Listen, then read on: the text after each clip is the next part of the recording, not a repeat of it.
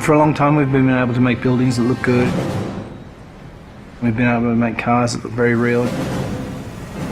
The level of realism goes up and up and up. With previous kind of technologies that you'd use, like facial motion capture, we didn't really ever feel that we could pull that off. You could never really tell whether someone was lying or not. With this technology, what you see is what you get. I'm always happy to help the LAPD.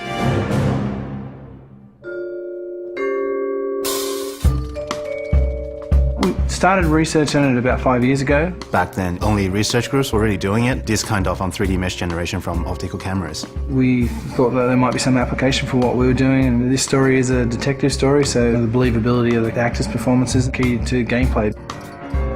That's one of the key strengths of our system. We can actually see all the subtle features that animation traditional ones just can't do. Cole Phelps, traffic. What have we got? It's really acting a scene in two parts, the motion capture and then the motion scanning. The motion capture captures all the body movements and where people look, so it gives you all of the eye lines. Regulator valve. Good find. Then we move over to this studio where an actor would typically go into makeup in the morning and then they'd have their hair done in a 1940s hairstyle. Then they'd come into a room and sit in the seat behind me, and what the rig does is capture a volume around them. You've got cameras not only around, but also looking upward and downward as well. So any kind of movement is going to cut out some of the information.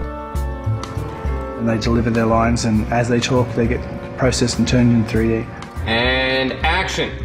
So the guys' names that I've been seeing doing the repairs on the heaters, they're fully licensed and accredited. We go from 2D videos to 3D meshes. I think you're lying, Rasic.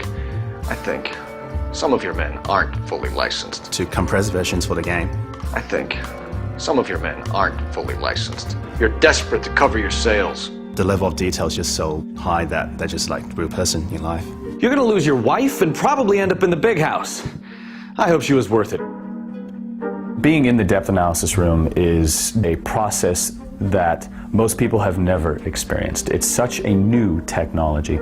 It's a constant close-up is what it is, but it's a close-up from 360 degrees. There's something pretty special about knowing that you will be recreated, but in another type of form. I saw myself today. Blow it off, Cole. These artsy-fartsy types always get a little flighty. It's me. LAPD, drop the weapon! Oh, you think I'm some kind of nut job? What proof have you got? A big theme of this game is dishonesty and to detect when people are lying. You couldn't have done that in the past. Why are you lying to me, Varley? The better you are at reading people, the more things it'll reveal, and the story goes different ways if you do that. The only way you're going to get rid of me is to give me an answer. You're out of your depth here, detective, and you're asking the wrong questions of the wrong people. Having this realism really helps. You're literally talking to that person and then seeing how they behave by asking questions. Why did you kill Mrs. Terrellson? I have no recollection of the people I have killed. So what if I took a look around that car? You can't be accusing me of nothing. You've got the wrong guy.